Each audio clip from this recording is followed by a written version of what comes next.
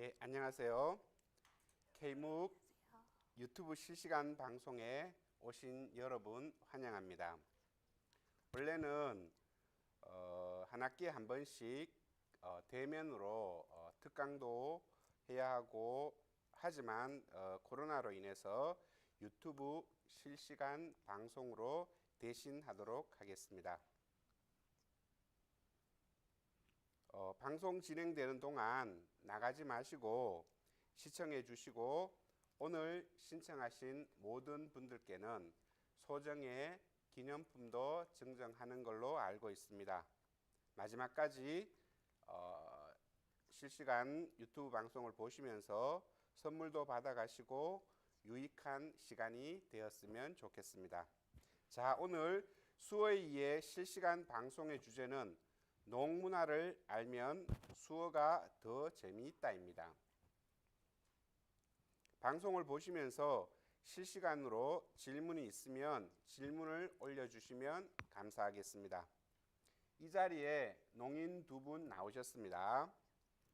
먼저 대구대학교 장애인지원센터에서 근무하고 있는 신홍석 선생님이십니다. 네, 반갑습니다. 그리고 한국농아인협회 농청년회에서 임원으로 활동하고 있는 양지은 양 나오셨습니다. 반갑습니다. 자, 그리고 두 분의 수어를 통역해 주실 유정은 수어통역사 선생님도 나오셨습니다. 수고해 주십시오. 고맙습니다. 자, 유정은 선생님께서는 현재 우리 수업에서 TA로 활동하고 계십니다. 중간중간 진행에 도움을 주시면 고맙겠습니다. 네, 알겠습니다. 자, 반갑습니다. 먼저 두 분 각자 자기소개 부탁드리겠습니다. 먼저 신홍석 선생님 부탁드립니다. 제가 소개 먼저 할까요? 네, 감사합니다. 제 소개를 간단하게 드리겠습니다. 저의 이름은 신홍섭입니다. 얼굴 이름은 신홍섭. 네, 보조개가 들어가고 제가 예뻐서 이렇게 만들어졌습니다. 신홍섭입니다. 저는 장애학생지원센터에서 근무하고 있습니다. 제 담당 업무는 청각장애인 학생들을 지도하고 상담하고 또 그것뿐만 아니라 정부에서 도우미 사업 관련된 일들도 제가 담당하고 있습니다. 그리고 취업 프로그램 및 각종 장애 관련 행사들을 담당하고 있고요. 또 수화통역사 속기사들을 또한 관리 운영하고 있습니다. 예, 그리고 우리 양지은 양 자기소개 부탁드리겠습니다. 안녕하세요. 저는 한국농아인협회 산하 한국농청년회 수화를 이렇게 합니다. 한국농청년회 수화 한 번 더 가르쳐 주세요. 한국의 한농청 히읗 니은 치읓 한농청 네 한농천 기획이사를 맡고 있는 양지은입니다. 만나서 반갑습니다. 네, 만나서 반갑습니다. 반갑습니다. 자, 예, 시작하기 전에 한 가지 설명을 하고 가겠습니다. 앞으로 진행하면서 청각장애인 그리고 농인 그리고 난청인 뭐 이런 단어들이 나올 텐데요. 조금 구분을 먼저 해보고 가겠습니다. 기본적으로 장애인복지법에서 청력 역치 90데시벨 이상이 되는 잔존청력을 활용하기 어려운 친구들을 우리가 데프 농이라고 이야기하죠. 그리고 hard of hearing이라 해서 난청인이라고 합니다. 듣는데 어려움이 있는 친구들입니다. 그래서 잔존청력을 어느 정도 활용할 수 있는 청각장애인이라고 보시면 되는데요. 이렇게 농인이랑 난청인이랑 합쳐서 청각장애인이라고 이야기를 합니다. 지금 설명드릴 때는 통상적으로 수어를 주 의사소통의 매개로 사용하는 친구를 우리 농인, 데프 농인이라고 일단 말씀드리고요. 그 다음 잔존청력을 활용해서 보청기나 인공호흡 수술을 해서 잔존청력을 활용해서 구어를 제1 언어로 사용하는 친구들을 난청인 또는 청각장애인, 그러니까 실제로는 농인과 청각장애인을 합쳐가지고 광의의 개념으로 부르는 게 청각장애인이라고 보시면 되겠습니다. 그리고 그러면 지금 현재 대구대학교에 재학하고 있는 수어를 주 의사소통으로 사용하는 친구들이 몇 명이고, 그 다음 구어를 주 의사소통 매개로 사용하는 친구들이 몇 명인지, 그리고 어떤 수업 지원이 있는지, 청각장애인들, 농난청인들한테 어떤 수업 지원이 있는지 거기에 대해서 우리 신홍섭 선생님께서 좀 설명해 주시겠습니까? 네, 알겠습니다. 우리 대구대에서 제가 지금까지 이렇게 보면 지금 재학 중에 있는 학생들, 학부생들, 대학원생들을 다 합쳐서 보면 52명 정도가 청각장애인이 있습니다. 그 중에 수어를 사용하는 사람이 대충 20명 정도가 되고요. 나머지 대부분 이제 수어를 모르는 난청인들입니다. 수업 지원은 지금 학교에서 수어를 사용할 수 있는 우리 농인들에게는 수어 통역을 지원해 주고요. 수어를 사용하지 못하는 난청인들에게는 문자 통역사 혹은 전문 속기 지원을 해주고 있습니다. 또 수어 통역으로도 또 만족은 하지만 또 수어 통역이 안 되고 문자 도움이 필요하는 사람들 같은 경우에 우리가 전문 속기 말고 학생 문자 도우미를 활용하고 있는데 구하기가 좀 어려워요. 그리고 또 수어 통역 지원하고 있는 수업에서는 우리 농학생들이 수어를 보면서 필기를 하기가 어렵습니다. 그래서 필기 도우미도 같이 지원하고 있거든요. 그래서 여러분들이 혹시라도 농인들을 위해서 문자 통역을 좀 도와주고 필기 좀 도와줄 마음이 있는 분들은 장애학생 지원센터로 연락을 주시면 굉장히 환영합니다. 네. 잘 부탁드립니다. 네, 이 시간을 빌어 대구대 도우미 홍보까지 하셨습니다. 네, 고맙습니다. 네, 맞습니다. 다음은 양지은 양에게 묻고 싶습니다. 한국농아인협회가 어떤 단체인지, 그리고 농청년회에서 양지은 양은 어떤 일을 하는지 거기에 대해서 자세하게 설명 좀 부탁드리겠습니다. 네, 알겠습니다. 한국농아인협회 수화는 이렇게 합니다. 한국농아인협회 옛날에는 우리가 이제 난청보다 수어를 사용하는 농 중심이었습니다.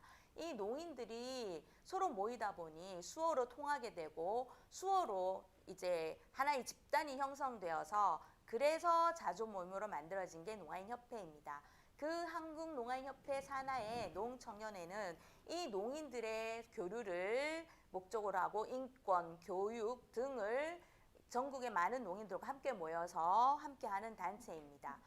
그래서 우리는 농사회를 보면요, 국제적인 기구, 국제적인 조직이 또 잘 만들어져 있습니다.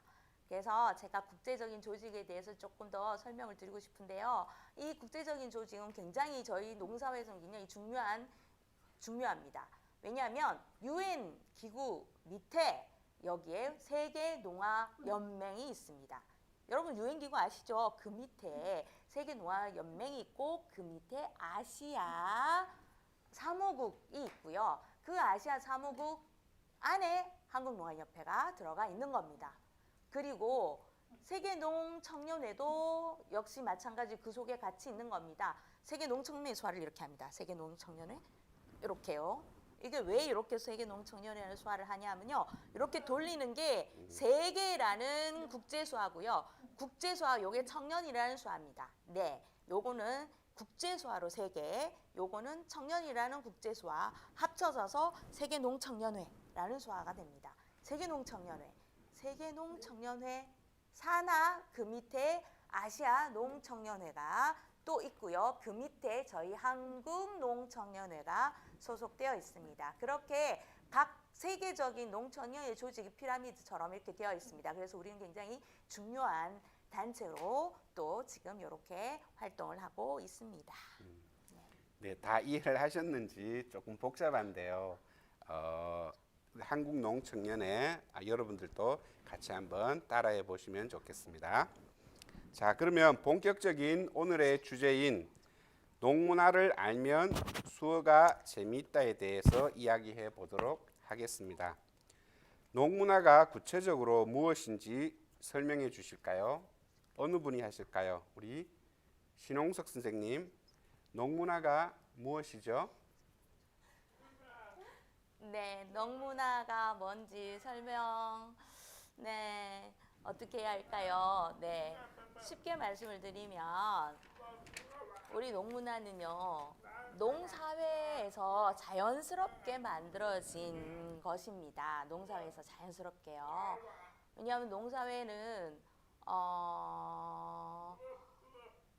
요즘은 보면 카톡이나 문자나 이런 걸 보내면서 우리 일반 사회와 농사회가 굉장히 많은 교류를 하고 있습니다. 그래서 사실은 요즘은 농문화가 많이 좀 퇴색된 것 같은데요. 예전에 문자 교류가 안 되고 카카오톡으로 서로 교류할 수 없을 때는 청인과 교류할 수가 없었어요, 농인들이. 그러니까 농인들끼리만 모여서 농인들의 단체가 모여지게 되고 그래서 농문화가 만들어졌습니다. 그 처음의 기원은 아마도 재생원, 일본 강점기 재생원 시절에 농기숙사를 통해서 농학교의 기숙사를 통해서 농인들끼리 수화를 사용했던 그때 음성 언어를 사용하지 않고 수화를 쓰고 표정을 쓰고 그러면서 농인들의 언어가 만들어졌고 그때 아마 농문화가 만들어졌을 거라고 생각합니다. 제가 사실 솔직히 저는 사실은 우리 농인들이 흔히 생각하기를 농인들이 내가 태어났을 때 제가 혼자 농인이라고 착각할 때가 많습니다. 그런데 농학교를 가보니까 나와 같은 농인들이 있는 거예요. 그리고 수어도 사용하는 걸 보고 신기하게 생각이 되고 그러면서 농문화가 만들어지게 됩니다. 그러면 나도 처음에는요, 저도 처음에 청인 문화와 농문화가 같은 줄 알았는데 잠깐만요. 너무 수화가 빨라서요. 제가 말을 하는데 다다다다다다다 쉬는 시간이 없네요. 그래서 잠깐만 저 좀 숨 좀 쉬고 너무 맞아요. 지금 그 얘기합니다. 제가 너무 수화 굉장히 빠르게 쓰고 있는 거 이것도 바로 농문화입니다. 수화가 굉장히 빨라서 우리 수화 통역사들이 그 수화를 따라가는데 굉장히 힘들어하는 거 이것도 농문화입니다. 보통 구화인들은 수화를 쓸 때 천천히 하기 때문에 수화 이게 통역의 전달이 쉬운데 우리 농인들은 손이 빠르기 때문에 빠르게 얘기하기 때문에 수화 통역상 힘듭니다. 두 사람이 지금 맞죠? 서로 막 동의를 하면서 서로 막 동의하고 있습니다. 나도 굉장히 천천히 하려고 노력 중이라고 얘기하고 있습니다. 제가 말이 빠른 편인데도 따라가기 너무 힘들거든요. 자, 쉬었다가 다시 계속 이어서 어디까지 얘기하셨죠? 처음에 우리 신홍섭 선생님도 처음에 나는 청인 문화와 농 문화가 같다고 생각했는데 알고 보니 농 문화와 청인 문화가 다른 걸 알았다라고 말씀해 주셨어요. 맞죠? 예, 그다음 이어서 계속 얘기해 주시면 통역하겠습니다. 네, 천천히 주세요. 네, 아니요. 천천히요. 네. 숨 막힙니다. 천천히 해 주세요. 그래서 사회에 나와서 보니까 농문화가 있구나. 많은 농인들을 만나면서 처음에 어렸을 때는 무슨 말인지 이해도 안 됐고 농문화가 뭔지도 몰랐습니다. 그러나 수화를 배우고 농성인들과의 교류가 많아지면서 수화도 배우고 농문화도 알게 되었습니다. 저는 지금 솔직히 아직도 농문화를 배우고 있는 중입니다. 그리고 시간이 흘러서 우리들이 농인들이 모이자고 해서 만들어진 것이 아까 양지은 양이 이야기한 것처럼 농아협회가 만들어졌고 거기서 우리는 함께 모이면서 함께 정보도 교류하면서 자주집단으로 활동하고 있습니다. 네, 그렇군요. 자, 농문화의 역사가 일제 강점기까지 거슬러 올라가는군요. 자, 그럼 보통 문화라고 하면 생활 양식도 되고 문화 예술도 되고 그리고 농문화는 구체적으로 무엇을 말하는 것인가요? 여기에 대한 질문은 양지은 양께 해보도록 하겠습니다. 설명해 주시겠습니까? 자, 농문화에서 가장 중요한 것은 시각 중심 문화라는 겁니다. 시각 중심 문화입니다. 우리 일반 청인들은 듣는 것 중심이죠. 근데 농인은 보는 것을 중심으로 하는 문화입니다. 대부분. 그리고 좀 뭐 문화가 여러 가지 굉장히 많습니다. 굉장히 많은데 그 중에 하나를 한번 꼽자면 우리는 얼굴 이름이라는 게 있습니다. 혹시 여러분 아까 제가 소개를 드릴 때 제가 지문자 쓰지 않았어요. 얼굴 이름으로 양지은이라고 말씀드린 이유가 있습니다. 제가 이렇게 양지은 제 이름입니다. 자, 양지은 손가락 일지 펴고 여자 돌려서 내리는 거 양지은입니다. 왜? 수어 이름이 왜 생기냐 하면요. 우리 청인들은 누구야 부르죠. 자, 신홍서바 부를 수 있어요. 신홍서바. 나 선생님을 불러야지. 왜 홍서바 그럽니까? 아, 예를 들었어요. 아, 네, 알았어요. 홍서바 부르면 청인들은 간단한데 농인들은 누구야? 부를 수 없죠. 지문자로 신홍섭이라고 쓰면 류정은이라고 쓰면 이렇게 양지은이라고 계속 지문자를 쓰기는 너무 힘듭니다. 그래서 눈으로 보일 수 있는 얼굴 특징이나 혹은 이름의 한자들을 따가지고 와서 이름을 만들었습니다. 아까 우리 신홍섭 선생님 이렇게 만드셨죠. 볼우물, 네, 예뻐, 얼굴 예뻐, 볼우물. 신홍섭 안 이쁜데요. 안 이뻐? 알았어요. 둘이서 그렇게 얘기한 겁니다. 네, 저의 얼굴은 양지은. 왜냐하면 버릇 있어서 양지은. 저는 유정은입니다. 키가 작은 보기보다 키가 작아요. 네. 예, 20년 전에만 해도 얼굴 특징에 뭔가 단점을 가지고 수아 얼굴 이름 만든 게 많았죠. 맞다고 다 동의하고 해서 옛날에 좀 단점을 활용 많이 했거든요. 그래서 키 작은 여자 해서 유정은이 되었습니다. 우리 교수님도 얼굴 이름 있으신데. 네, 저의 얼굴이면 이렇게 합니다. 이렇게. 네. 화면이 잘 보이나요? 1993년 5월부터 원래 처음에는 제가 교사 생활을 시작한 게 1993년 3월입니다. 서울에 있는 청각장애학교에 처음 발령을 받고 갔을 때 그 교장 선생님께서 저를 소개할 때 그 학교가 구화 학교였기 때문에 이제 교장 선생님이 제 이름을 권순우라고 하면서 이제 소개를 했어요. 근데 이제 그 강당에서 모인 학생들한테 이제 질문을 다시 하는 거예요. 뭐라고 교장 선생님이 뭐라고 얘기했지요? 하니까 초등학교 한 학생이 이렇게 쫓아와서 칠판에 적습니다. 권투라고. 그래서 제가 원래 처음에는 요렇게 수어 이름 요렇게 하지 않고 요렇게 했어요. 요렇게. 이게 권투라는 수어인데 왜냐하면은 권순우하고 권투하고 입 모양이 거의 비슷해요. 그래서 그 친구는 교장 선생님이 이야기한 권순우를 권투로 받아들인 거예요. 그때 이제 이야기가 이렇게 되어서 어쨌든 권투라는 수어를 사용하고 있다가 또 이름이 바뀌기도 해요. 저처럼 역시 마찬가지로 한 3월, 4월, 5월, 6월쯤 사용하다가 이제 이 권투라는 이름보다는 그 당시에 지금 제가 머리카락이 많이 빠져가지고 좀 듬성한데 예전에는 제가 이렇게 머리가 곱슬머리면서 머리카락이 이렇게 꽁지 머리가 이렇게 내려왔어요. 그래서 그러면서 이제 곱슬머리가 이렇게 있다라는 그런 의미고요.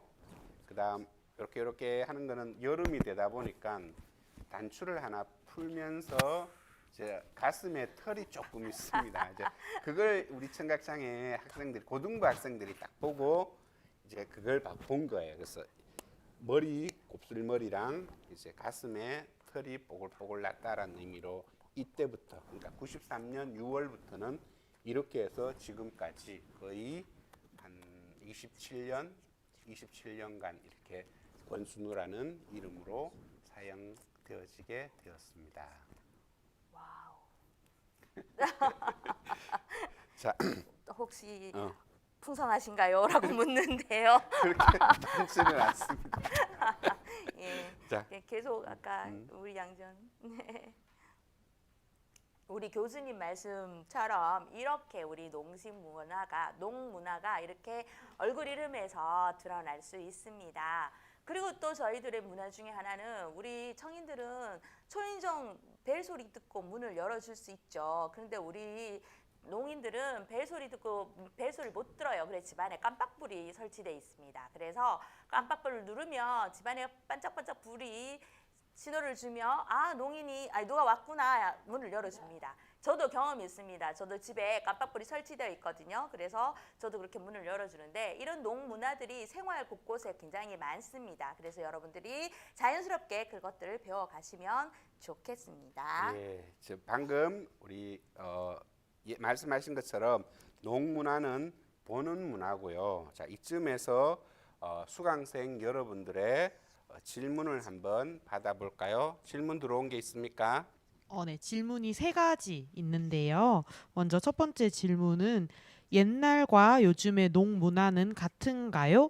과거에는 모였지만 지금은 카카오톡으로 페이스북 등으로 청인과 교류가 예전보다 많아졌는데 또 코로나로 인해 수어에 대한 청인의 이해도가 높아져서 문화에 대한 이해도 높아졌을까요? 라는 질문이 있습니다.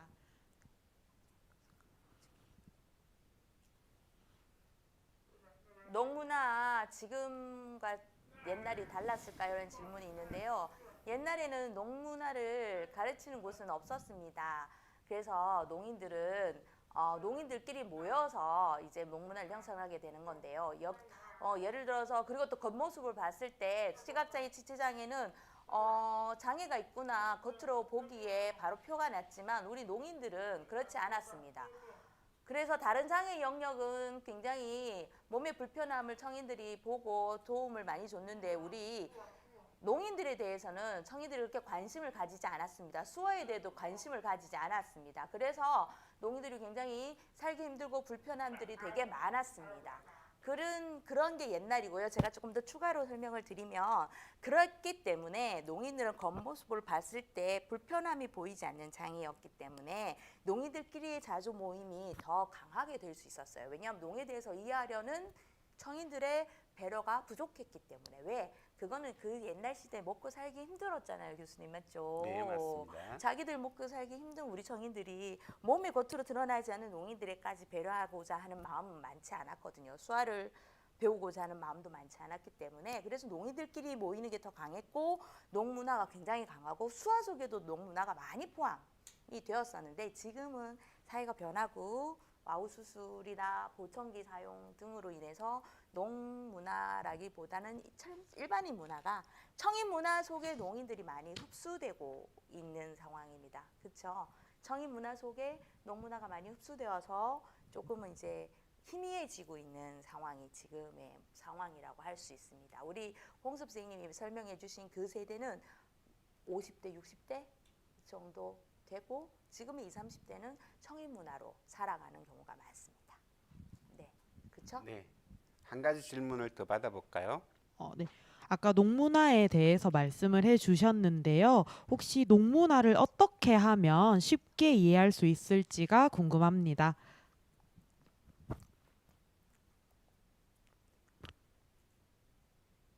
농문화를 배우고 싶으면 농인들과 같이 생활하면 됩니다. 많이 만나면 됩니다. 왜냐하면 같이 만나고 많이 농인들 위해서 솔직히 농인들이 관심이 있으면 다른 거 다 필요 없습니다. 같이 농인과 함께 생활하면서 농인과 함께 같이 지내면서 어떤 것이 불편한지 그거를 눈으로 봐야 합니다. 그거를 그냥 이렇게 함께 하지 않고 농인들과 만나보지 않고 그것을 배우는 것은 어렵습니다. 농문화와 농사회에 대해서 알고 싶으면 농인들 많이 만나보십시오. 그리고 농안협회 가서 봉사를 많이 하시면 됩니다. 봉사를 많이 하시면 거기서도 또한 농인을 만나게 될 테니까 그러면 농인에 대해서 더 잘 알고 농문화에 대해서도 배울 수 있을 것이라고 신홍섭 선생님이 대답하셨습니다. 예, 자, 그럼 마지막 세 번째 질문 한번 받아보겠습니다. 세 번째 질문입니다. 수어를 처음 접하는 사람은 어떻게 시작을 하면 좋을까요?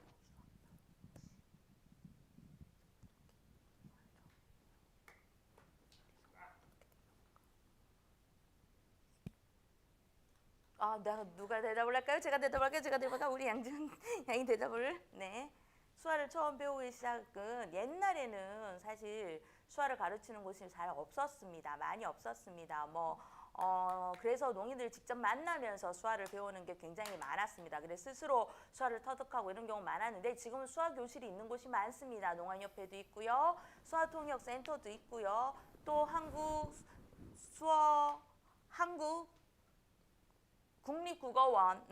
국립국어원에서도 있고요. 또 학교 대구대에 있다고 신홍 선생님 얘기했어요. 맞아요. 대구대에서도 있습니다. 수화를 가르치는 곳이 굉장히 많습니다. 그래서 정보가 많으니까 정보를 한번 찾아보시고 그곳에 가서 배우시면 좋겠습니다. 그러나 수화를 배우는 것만 끝나는 게 아니라 농인을 만나기를 추천드립니다.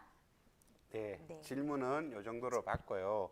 계속해서 질문 사항들이 올라오는 대로 두 분 선생님들께 질문해 보도록 하겠습니다. 많이 질문 올려주시고요. 자, 아까 내용 이어서 계속 가도록 하겠습니다. 자, 그럼 수어 속에도 이런 농문화가 반영되어 있다고 할 수 있을까요? 우리 양지은 양이 대답해 주실까요?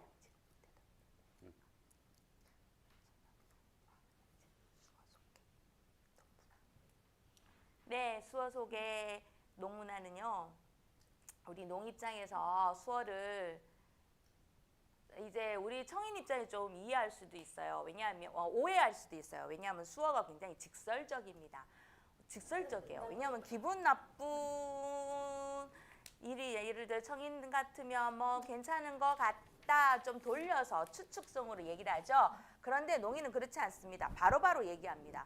그리고 또 이 괜찮다 문화에 대한 지금 설명을 하는데요. 괜찮다는 거 청인은 조금 사양의 의미로 괜찮다를 씁니다. 드실까요? 물었을 때 괜찮다 하지만 농인은 사양이 아니라 달라고 그거 주는 거 괜찮다라는 의미로 씁니다. 근데 청인은 괜찮아요 하면 안 먹겠습니다라는 개념 말을 돌려서 딱 안 먹겠습니다. 괜찮아요 라고 말을 돌려서 얘기하지만 농인은 그렇지 않습니다. 직설적으로 그거 주신다고요? 좋아요. 괜찮아요 라고 받습니다. 그래서 굉장히 오해가 생기기도 합니다. 그런데 그런 부분에 있어서 오해하지 않으시면 좋겠습니다. 괜찮다에 대한 설명을 주셨는데 제가 조금만 설명을 드리면 우리가 커피 드릴까요? 괜찮아요. 안 먹는데 우리 농인은 괜찮아요 하고 달라는 문화가 맞죠. 근데 요즘 젊은 20대가 다르더라고요. 20대 농아인은 청인 문화인지 농안 문화인지 애매해요. 그쵸? 우리 양전 양도 그렇게 얘기를 해요. 청인 문화처럼 괜찮다를 사양으로 사용하고 있는 농청년이 있다고 많다고요. 제가 재밌는 얘기 하나를 해주면 그래서 우리 대구대에서 특수교육과에 농학생이 있었는데 내가 같이 점심 먹을래 물었어요. 그랬더니 이 학생이 괜찮아요 말을 하는 거예요. 나는 순간 괜찮이 사형일까 같이 갈까 무슨 말인지 파악이 안 돼서 같이 먹는단 말 안 먹는단 말 물었어요. 그래서 둘이서 같이 막 웃었던 적이 있거든요. 그러니까 양지은 양은 괜찮아요 사양 문화? 그러면 청인 문화로 괜찮았어요? 아니면 가끔 나는 농식이기 때문에 나는 괜찮아요 하면 주세요 괜찮아요로 수화를 쓴답니다. 주세요 괜찮아요 수화를 쓰시는 분 협회에서 농아인 협회를 가서 어느 선생님이 커피 주실까요? 물어봤을 때 제가 네 괜찮습니다 라고 말했어요. 괜찮습니다 말했더니 기다렸는데 안 주시는 거야 커피를. 왜 안 주지? 왜 커피를 안 주지? 수화통역사 선생님인데 왜 커피를 안 주지? 이보세요. 아까 커피 준다 그러지 않았나요? 했더니 아까 괜찮다면서요. 안 먹는다고 하신 거 아닌가요? 청인 문화가 참 맞다. 나는 농인인데 다르구나 하고 오해가 있었던 적이 있었습니다. 그러니까 두 분은 괜찮다를 농문으로 괜찮다로 쓰시는 거죠. 제가 만난 요즘의 청인들은 농문화들은 아니더라고요. 사양의 괜찮다를 쓰는 농아인이 20대에 있어요. 헷갈립니다. 통역사 입장에서 예, 청인과 농인의 오해도 있고 수화통역사는 젊은 농인과 나이 드신 농인 사이에서 뭐가 맞는지 할 때가 있는 그런 것 중에 대표적인 게 하나가 괜찮다 문화입니다. 그래서 지금 이 내용으로 봐서는 현재 농문화들이 조금씩 퇴색되고 있다라고 봐도 될 것 같아요. 그래서 구체적으로 우리가 농문화가 조금씩 퇴색되고 있다는 것에 대해서 유정은 선생님께 설명을 좀 부탁드려 보겠습니다. 예. 그 아까 우리 괜찮다 문화도 얘기를 했지만 사실은 이게 농문화가 왜 이렇게 퇴색되고 있는지 원인에 대해서 아는 것도 중요하거든요.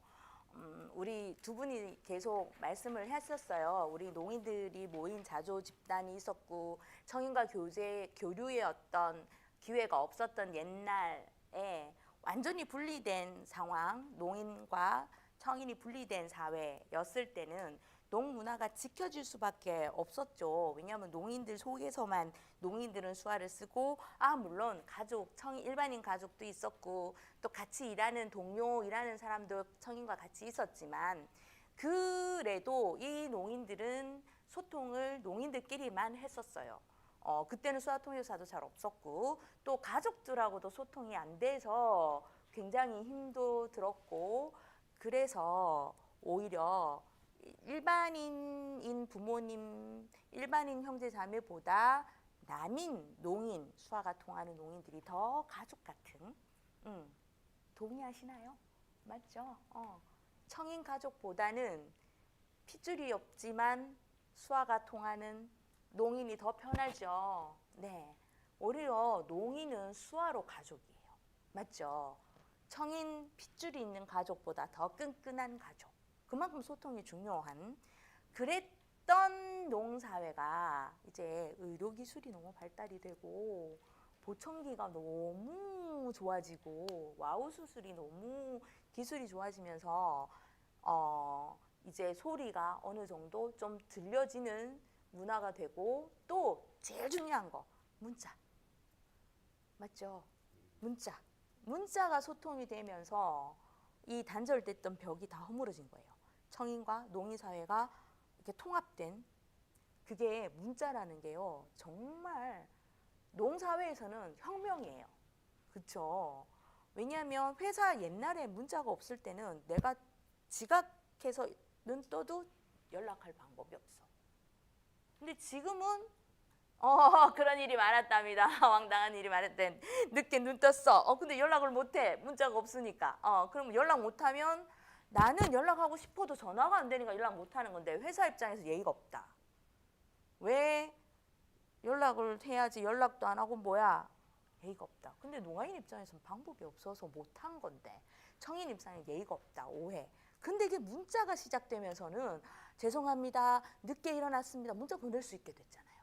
그렇죠? 그리고 청인들과 교류를 하게 되고 그러면서 농문화의 어떤 단절이 깨지고 청인과의 교류가 늘어나면서 청인을 배우게 된 거예요.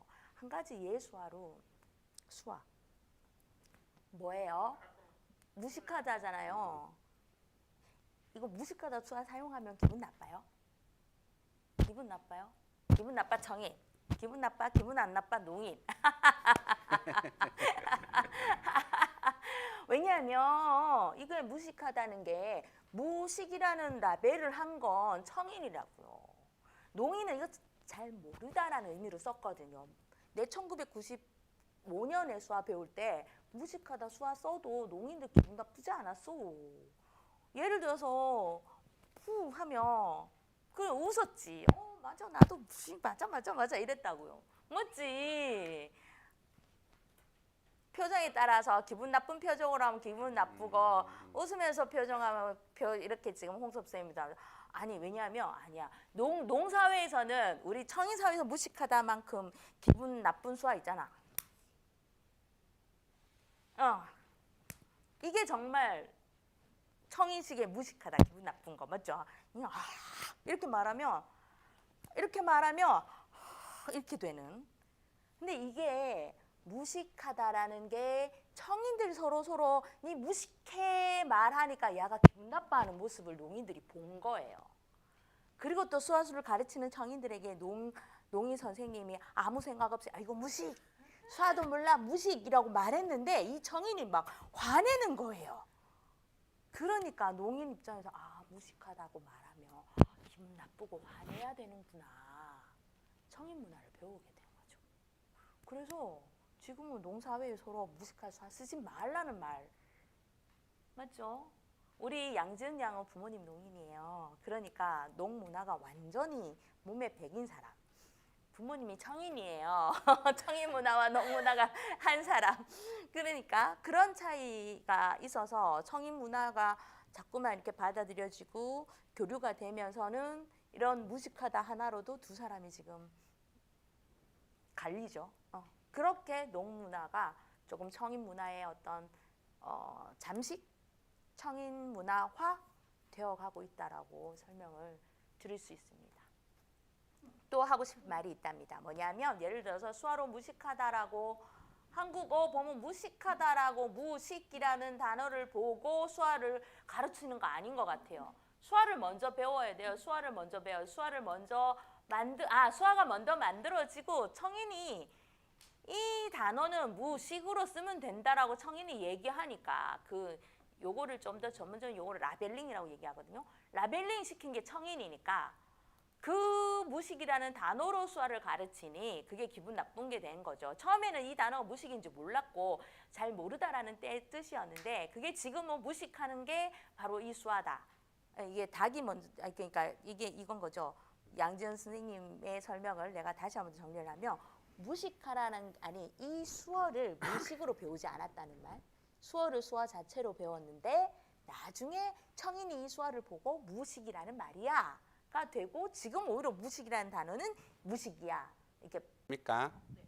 농문화에 대한 질문이 두 가지 정도 있는데요. 아까 청문화랑 농문화에 대해서 오해가 많이 생기는 경우가 있다고 말씀을 해 주셨잖아요.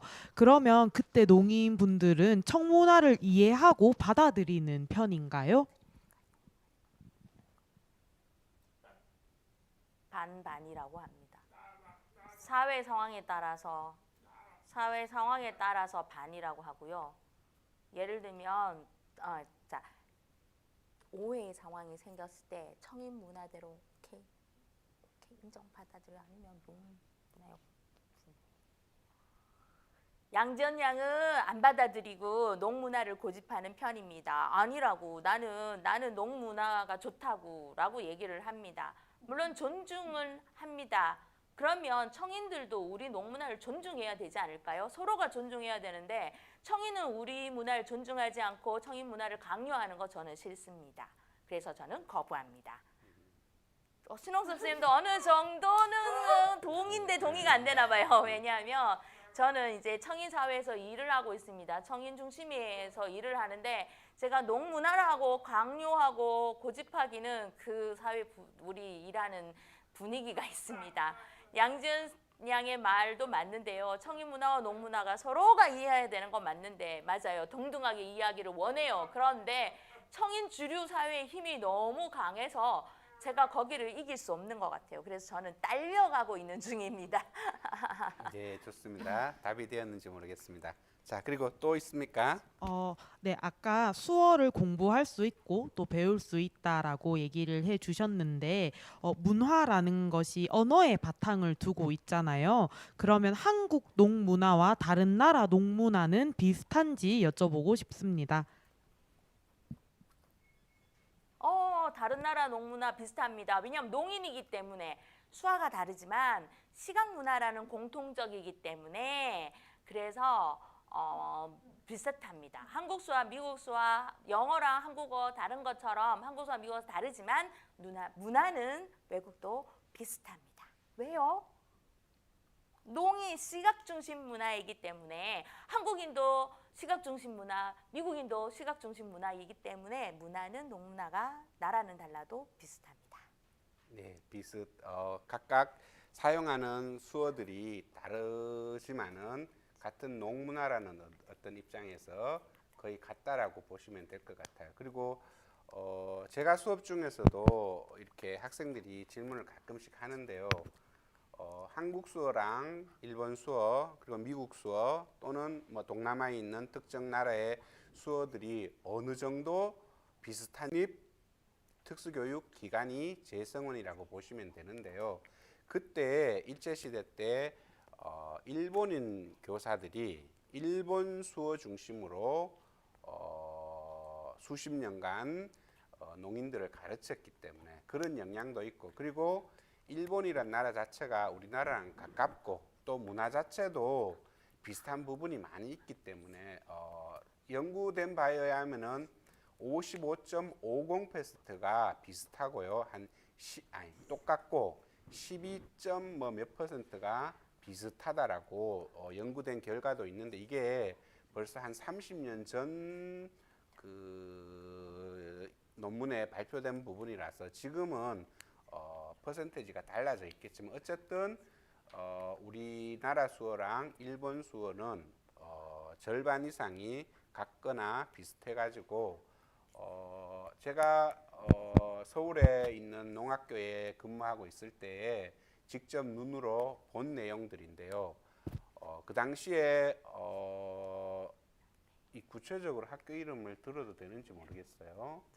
서울에 있는 모 청각장애 학교인데, 그 당시에 그 일본에서 수학 여행으로 우리 그 청각장애 학교에 이제 한국에 온 김에 청각장애 학교에 들러가지고 학교에 아침부터 오후 한 서너 시까지 학교에 하루 동안 있으면서 학교 소개도 하고, 그다음 학교 건물도 보면서, 그리고 그 청각장애인들끼리 프로그램들을 이렇게 나누는 어떤 그런 시간들을 거의 하루 종일 가졌으니까 처음에는 조금 서먹서먹하기도 해서 의사소통이 잘 안 되다가 헤어질 때쯤 되니까 이제, 왜냐하면 공통된 수어들이 많이 있으니까 의사소통이 아주 깊숙하게 되지는 않았지만은 일정 부분 한국 수어, 일본 수어를 사용하면서, 왜냐하면 비슷한 부분이 많거나 똑같은 부분이 절반 정도 되니까 같이 의사소통이 되는 거를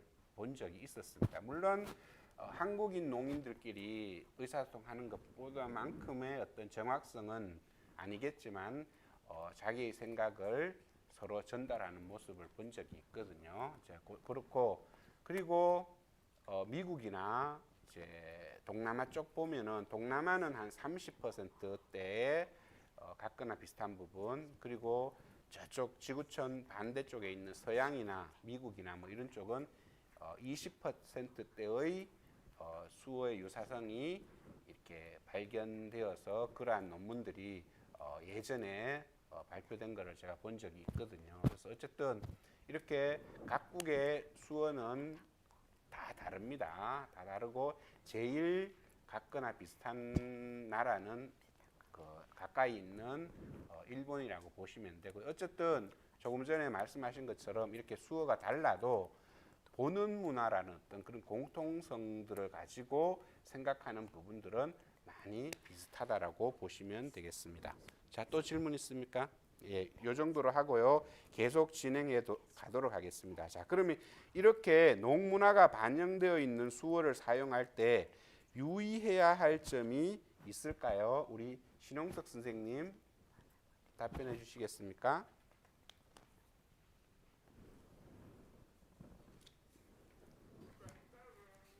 수어를 사용할 때 우리 농인들의 사용하는 수어가 조금씩 좀 다를 수 있어요. 왜냐하면 나이 드신 분들하고 또 젊으신 분들하고 수어가 보면 굉장히 좀 다릅니다. 나이 많으신 분들은 좀 농식 수어라는 걸 많이 쓰는데, 그분들이 수어가 내가 배운 수어와 다르다고 해서 틀리다고 하면 안 됩니다. 내가 배운 수어가 딴 농아인들이 쓰는 수어랑 다르다고 해서 그게 틀린 것이 아니고요. 그 농인이 쓰고 있는 수어로 인정하면서 그것도 함께 배우기 위해 노력해야 합니다. 예. 그리고 양지은 양도 혹시 추가적으로 할 말이 있으시면 더 해주시기 바랍니다. 네, 수어는 정말 언어입니다. 한국어 그리고 한국 수어는 또 수어로서의 언어입니다. 그래서 한국어와 한국 수어를 우리가 같이 개별의 독립적인 언어임을 인정하고 배우면 더 좋겠습니다. 그럴 때 어떤 일이 벌어졌을 때 수어로 또 여러분들이 우리를 농인들을 도와줄 수도 있을 것 같습니다. 그런데 가끔 보면 한국어만큼 수어는 표현하기 어렵지 않냐. 한국어와 수어를 비교하는 경우도 있는데 비교하지 말았으면 좋겠습니다. 한국어의 조사를 수어로 표현하지 못하지 않냐라고 얘기하는데 그렇지 않습니다. 한국어의 조사가 수어로 손짓으로 표현되지 않지만 충분히 수어로서의 수어 언어로서는 완벽한 언어라고 할 수 있으니까 서로의 언어를 존중하면서 함께 갈 수 있기를 부탁드립니다. 네, 좋습니다. 자, 그리고 지금 코로나로 농인들이 그 생활하는데 많이 힘들다고 들었습니다. 어떤지 우리 양지은 양이 계속해서 말씀해 주시겠습니까? 맞습니다. 코로나 하나 때문에 마스크 끼고 다니는데요. 눈만 보이죠. 수어는 표정이 굉장히 중요합니다. 예를 들면요. 가능하다 수어는 이렇게 표현해요. 가능합니까? 질문을 이렇게 해요. 가능할까? 이렇게 표현할 될 수 있어요. 표정 하나 때문에 가능하다, 가능할까, 가능해? 라고 묻는 게 다 다른데 마스크를 끼고 있으니까 표정이 안 보이는 거예요. 그게 도대체 무슨 의미지? 질문인가? 평소형인가? 굉장히 오해를 할 때가 많습니다. 또 이 마스크 때문에 입모양을 볼 수가 없습니다. 저는 커피광이에요. 제가 커피광이기 때문에 이렇게 카페를 가야 되는데 마스크를 쓰고 있어요. 쓰고 있는 사람에게 내가 입모양으로 내가 말을 하는데 내가 마스크를 벗고 말하니까 그 사람이 놀래가지고 왜 마스크를 벗느냐는 식으로 쳐다보는 거예요. 그래서 죄송합니다 하고 볼펜 주세요. 볼펜을 안 주려는 거예요. 왜냐하면 내 손에서 감염 받을까 봐. 그래서 당신 휴대폰을 찍어달라고. 그래서 굉장히 황당한 적이 있었습니다. 그래서 휴대폰에다가 주문하고 찍어갖고 보여준 적이 있었는데요. 기분이 별로 안 좋았습니다. 그래서 마스크 때문에 굉장히 삶의 한계를 많이 느낍니다. 그래 빨리 이 코로나가 없어졌으면 좋겠습니다. 신홍섭 쌤도 마찬가지입니다. 제가 학교에 수업 시간에 대면 수업으로 오라고 하는데 수화통역사들이 마스크를 끼야 되는지 벗어야 되는지 고민입니다. 마스크를 벗고 통역을 해야 되는데요. 그래 투명 마스크를 사용해 보는데 투명 마스크 정말 불편합니다. 막 이렇게 습기도 차고 이제 구화인들은 입모양을 보고 수어를 함께 해야지 잘 이해되는데 마스크를 끼고는 그게 어렵습니다. 근데 마스크를 벗고 통역하면 또 다른 사람들 오해할까 봐. 그래서 여러분들 마스크 벗고 통역하는 사람들 보시면 그 부분에 대해서 배려해 주시면 좋겠습니다. 멀리 떨어지면 괜찮죠. 그래 좀 멀리 떨어지셔서 농인들을 위한 배려구나 생각하시고 이해해 주시기 바랍니다. 네, 저 또 숨찹니다. 네. 네, 그런 어려움이 있었군요. 자, 마지막으로 수강생들의 질문이 있는지 한번 볼까요? 있으신가요? 네, 두 가지 정도 질문이 있습니다. 첫 번째 질문은 아까 국가마다 수어가 있다, 수어가 다르다고 얘기를 해주셨잖아요. 그러면 외국 농인과 처음 만났을 때는 어떻게 소통을 하는지 궁금합니다. 제가 옛날에 처음 국제 행사를 모였어요. 국제 농인 체육 대회를 모였는데 수화가 너무 달라서 어떻게 할까 고민을 하다가 요즘 국제수화라는 게 있습니다. 우리 농사회는 공통 언어인 국제수화라는 게 있어요. 그래서 서로 이제 국제수화를 만들어서 3, 4년마다 행사가 있을 때마다 국제수화로 서로 소통을 하거든요. 이렇게 전체 통일된 국제수화. 그래서 이 세계의 행사나 이럴 때는 국제 중심으로 많이 사용합니다. 저도 마찬가지입니다. 제가 갈로데 대학을 혹시 아시나요? 갈로데 대학을 아시나요? 세계 유일의 농대학, 농인을 위한 종합대학입니다. 제가 갈로데 대학을 갔을 때 저는 한국 수화만 할 수 있었어요. 미국 수화 배우지를 않았습니다. 어떻게 하지 굉장히 걱정스러웠는데 어쨌든 기본으로 ABCD만 알고 갔습니다. 갔는데 뜻밖으로 한국에서 왔다고 얘기하니까 서로 이렇게 몸짓으로 서로 도상적인 수화 표현이라고 표현합니다. 도상적인 수화 표현으로 서로 하다 보니까 서로 소통이 되더라고요. 그래서 서로 전달이 됐었습니다. 네, 제수추어랑 왜냐하면 수어 자체가 보는 언어니까 도상적으로 그림 이렇게 모양과 관련되어 있는 형태로 수어를 많이 사용하니까 제수추어 겸 뭐 이렇게 여러 가지로 해서 아마 의사소통을 한 것 같습니다. 예, 좋습니다. 네, 예. 맞습니다. 자, 예. 다음 질문 한번 보겠습니다. 마지막 질문인데요. 아까 수어도 언어라고 말씀을 해 주셨잖아요. 그러면 한글날처럼 수어의 날도 따로 정해져 있나요? 수어의 날 6월 3일, 6월 3일 농아인의 날. 2월 3일, 이게요. 제가 이건 좀 설명을 드릴게요. 6월 3일은 농인의 날이고요. 농인의 날은 6.3, 이게 왜냐하면 6, 3이 귀 모양 비슷하다고 6.3 해서 농인의 날은 지금 제정이 돼서 행사가 있고요. 국제 수어의 날은 있어요. 9월 23일, 세계 수어의 날. 예, 세계 수어의 날은 9월 23일이 있는데 한국 수어의 날은 지금 만들려고 추진 중에 있어요. 아직은 없고 추진하자라는 말이 재작년부터 지금 말이 나오고 있는 중인데 지금 이제 추진을 진행 중에 있습니다. 네. 네, 거기까지 설명을 드렸습니다. 자, 이제 시간이 많이 남지 않았기 때문에 근데 조금 지금 시간이 남은 관계로 우리 수어통역사 우리 유정은 선생님께 한 가지 질문을 드리도록 하겠습니다. 우리 전문 수어통역사가 되려면 어떤 과정이 필요한지 우리 지금 이 유튜브를 보고 계시는 우리 학생들도 수어통역사에 대해서 관심을 가지는 친구들이 있을 거예요. 지금 K묵 수어의 이해 강좌를 통해서 기초적인 수어를 배우시고 또 이 수어를 기초로 수어 통역사가 되려면 어떻게 하면 되는지 그 과정에 대해서 우리 수십 년 동안 수어 통역사로 일해오시는 유정은 수어 통역사 선생님께 한번 물어보도록 하겠습니다. 자세히 설명해 주시기 바랍니다. 네, 수화통역사, 저는 수화통역사고요.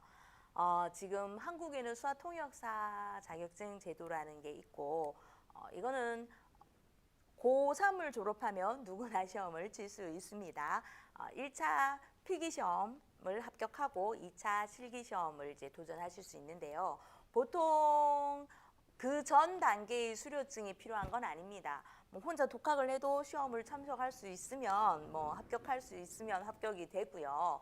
다만 그래도 이제 수어의 과정들을 조금 배워 가셔야겠죠. 일단 초급반 정도의 수준을 배워서 익히셔야 될 거고 저희 무크는 초급반보다는 조금 더 수준이 높죠, 교수님. 그래서 조금 더 어려운 무크 수업인데 여기에서 수어를 거의 따라서 수어를 익히시게 되면 보통 여러분들이 배우는 수어 수준으로는 중급반 정도 됩니다. 그래서 이렇게 하시고 근데 협회에서 인정 안 하기 때문에 초급반부터 다시 배우셔야 되긴 하지만 초급반, 중급반 배우시고 그리고 또 우리 관용 수어라는 게 있어요. 우리 수어로는 농식 수어라고 그냥 표현하지만 이제 정식 용어는 관용 수어라고 말하는데요.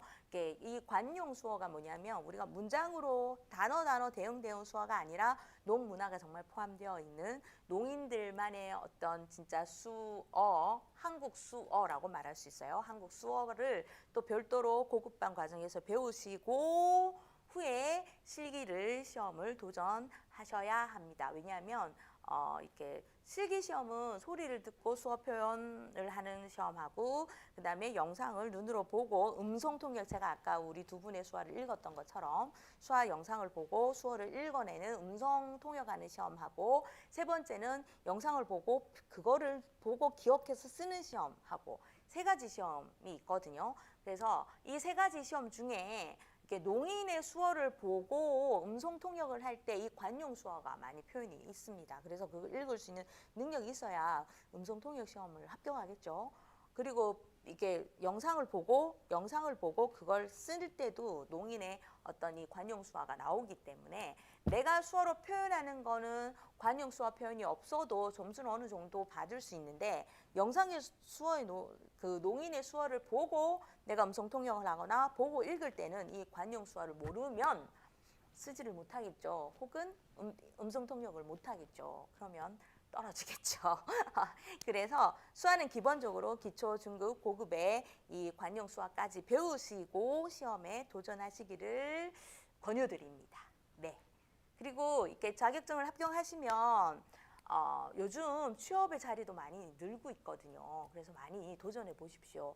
예를 들어 정보화진흥원, 또 요즘 코로나 옆에 서시는 분들 있죠. 이분 다 프리랜서들이거든요.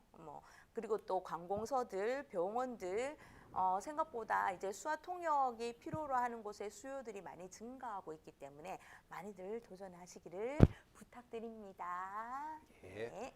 여러분들도 수어 통역사 시험에 도전을 한번 해보시면 좋겠습니다. 그렇다고 시험이 쉽지 않습니다. 여러분들 대충 해서 뭐 이렇게 하면은 수어 통역사 자격을 받을 수 있겠다 생각하시면은 안 됩니다. 굉장히 어렵습니다. 제가 최근에는 합격률이 어느 정도 되는지 모르지만 몇 년 동안 계속 원서 낸 친구들 숫자랑 최종 수어 통역사 합격증을 받는 친구들 보면은 보통 한 8% 정도, 그러니까 100명이 원서를 내면은 최종 수어 통역사 합격증을 가지는 친구들은 한 8명 정도, 그러니까 8% 내외의 합격률을 보인 걸로 제가 알고 있는데 최근에는 모르겠어요. 조금 더 높아졌는지 모르겠는데 혹시 최근 통계 보셨나요? 네, 최근에는요. 한 20%, 15%, 20% 최종 합격의 한 15%, 20% 정도는 됩니다.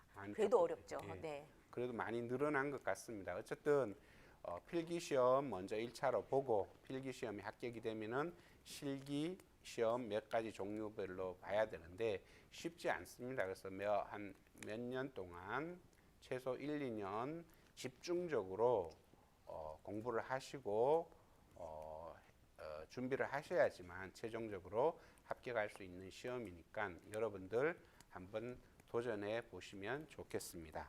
자, 이 정도로 하고요. 이제 마쳐야 할 시간이 다가왔습니다. 자, 여러분 오늘 유익한 시간이 되셨는지 모르겠습니다.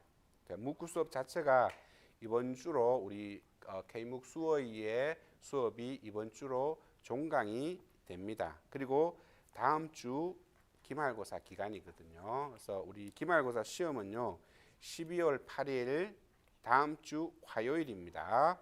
오후 8시부터 9시까지 딱 1시간이 열려져 있기 때문에 그 시간 안에 들어가서 기말고사를 모든 학생들이 실시를 해야지만 됩니다. 그래서 중간고사랑 기말고사랑 뭐 출제 여러 가지 해서 이제 최종적으로 점수를 받게 되는데요. 한 298명입니까?